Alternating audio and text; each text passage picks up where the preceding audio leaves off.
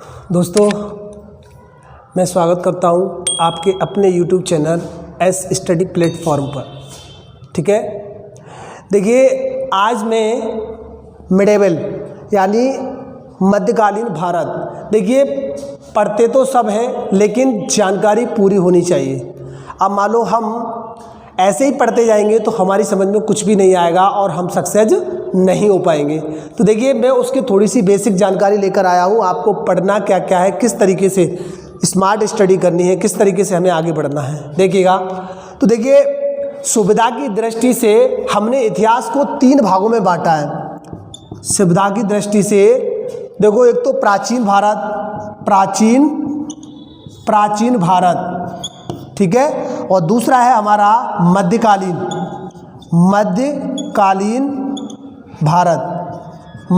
भारत, और तीसरा है हमारा आधुनिक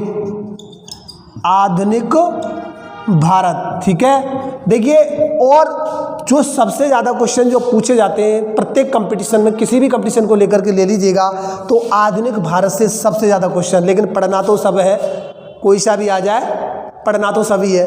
तो देखिए मैं आपको सबसे पहले इसकी बात कर रहा हूँ मध्यकालीन भारत की। तो देखिए मध्यकालीन भारत में हमको पढ़ना क्या क्या है, क्या चीज़ है जो हमें पढ़नी है। ठीक है, तो देखिएगा हमको पढ़ना है। देखिए सबसे पहले बात करते हैं हम, देखिए मध्यकालीन भारत में सबसे पहले अरबों के आक्रमण की जो हम बात करेंगे, अरबों ने भारत पर आक्रमण किस क्षेत्र से किया था, कैसे किया था, क्या कारण रहे और क्या उनको चीज़ लाने का कारण बना था, क्या चीज़ लेकर मतलब कैसे आए, वो क्या ज़रूरत पड़ी उनको। तो देखिएगा अरबों के आक्रमण में हम पढ़ेंगे, जैसे मान लीजिए महमूद गजनबी को पढ़ेंगे, और उसके बाद हम पढ़ेंगे मोहम्मद गौरी।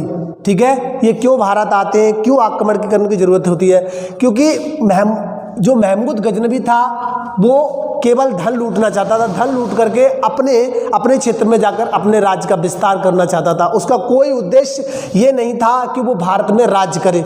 ठीक है, और इसके विपरीत जो मोहम्मद गौरी था उसने आक्रमण किया था, उसने राज्य का अपने का विस्तार करना था और यहाँ पर राज्य भी करने की उसकी मंशा थी, इसलिए उसने आक्रमण किया था। दूसरी बात, हम इसके बाद देखिए अरबों के आक्रमण में यही पढ़ना है हमको।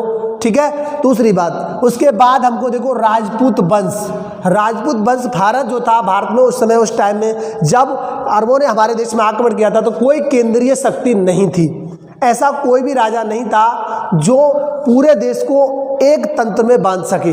लेकिन छोटे छोटे वंशों में, इन वंशों का क्या कारण था, ये वंश आपस में लड़ते रहते थे, एक दूसरे से शत्रुता रहती थी, और शत्रुता के कारण ही विदेशियों ने हमारे देश पर आक्रमण किया और हमारे देश को लूटा।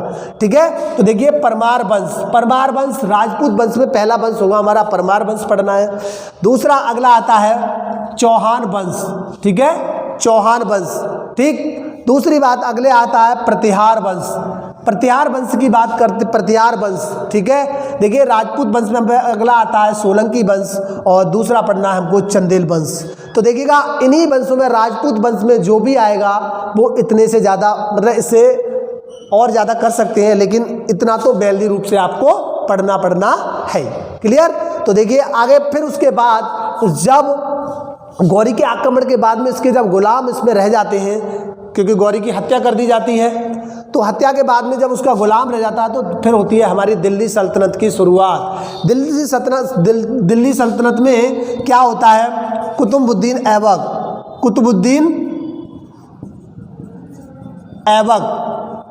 ऐबक जो गौरी का गुलाम होता है वो करता है दिल्ली में गुलाम वंश की स्थापना। देखिए आप इस सिस्टम को एक ट्रिक द्वारा भी याद कर सकते हैं। आप ऐसे भी याद कर सकते हैं, गुल खिले तो शायद लो। ठीक है, शायद लो, इसको ऐसे भी ट्रिक, देखो ट्रिक पे मैं विश्वास नहीं करता, फिर भी मैं आपको बता देता हूँ। देखिए इसका मतलब है गुलाम वंश, इसका मतलब है खिलजी वंश। ठीक है, खिलजी वंश, और इसके बाद आता है तुगलक वंश, उसके बाद आता है सैयद सैयद वंश, ठीक है। उसके बाद आता है लोधी वंश। दिल्ली सल्तनत का अंतिम वंश यही था, लोधी वंश, ठीक है, लोधी वंश, ठीक है। तो देखिए गुल खिले तो शायद लोग आप इन वंशों को याद कर सकते हैं। दूसरा, अगर इनके संस्थापक की बात करते हैं तो भी याद कर सकते हो आप।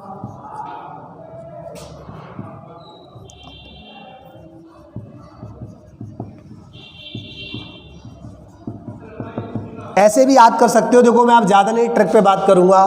देखिए कुतुबुद्दीन ऐबक और जलालुद्दीन, गयासुद्दीन तुगलक, ठीक है, आप ऐसे भी याद कर सकते हैं, ठीक है। उसके बाद ज़्यादा आप ट्रिक में नहीं जाइए, ट्रिक पे ध्यान दोगे तो ट्रिक ही बन के रह जाओगे, लेकिन बिना ट्रिक के आप याद करिए, थोड़ा डिटेल में आपको अच्छा पढ़ना है, स्मार्ट स्टडी करनी है, ठीक है। तो देखिए दिल्ली सल्तनत में पहला वंश होता है हमारा गुलाम वंश, इसको मामलुक वंश भी कहते हैं। खिलजी वंश, इसकी स्थापना गयासुद्दीन, क्या नाम है उसका,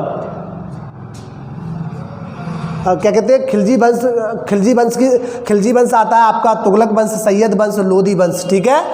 खुद तो हमको दिल्ली सल्तनत में इतने ही वंश पढ़ने हैं। उसके बाद जब अंतिम शासक होता है लोधी वंश का, इब्राहिम लोधी। इब्राहिम लोधी 1526 ईस्वी में। तो देखिए क्या करते हैं, जो देसी राजा होते हैं इन्होंने किसको, बाबर को आमंत्रित किया था। बाबर को अपने देश में आक्रमण करने के लिए आमंत्रित किया था, तब बाबर आया था 1526 ईस्वी में। तो इसने क्या किया था बच्चों, 1526 ईस्वी में इब्राहिम लोधी को हराया था। उसके बाद मुगल वंश की स्थापना की थी। मुगल का मतलब होता है बहादुर, मुगल का मतलब होता है बहादुर। तो उसके बाद बात करते हैं, देखो बाबर आया, हुमायूं देखिएगा, हुमायूं, शेरशाह, ये क्या है, शेरशाह ने हुमायूं को हटा करके, हुमायूं से युद्ध जीत करके कुछ दिनों तक, 5 साल तक लगभग राज किया था इसने, ठीक है।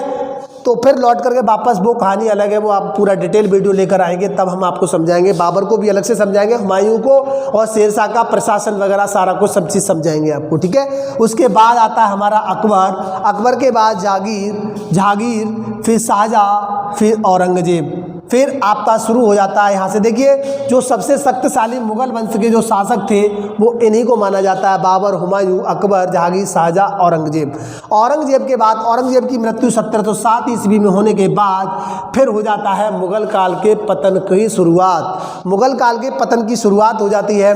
तो अंतिम सबसे ताकतवर जो शासक हुआ था मुगल वंश का, वो औरंगजेब को माना जाता है। उसके बाद उत्तर मुगल काल के बाद में फिर 1760 ईस्वी में, 1764 ईस्वी में बक्सर का युद्ध, और 1757 ईस्वी में प्लासी का युद्ध।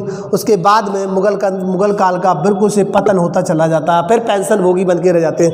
तो मैं समझता हूँ आपको ये मेरा समझाया हुआ समझ में आया होगा, और अगर समझ में आता है तो लाइक करें और शेयर भी करें। Thank you.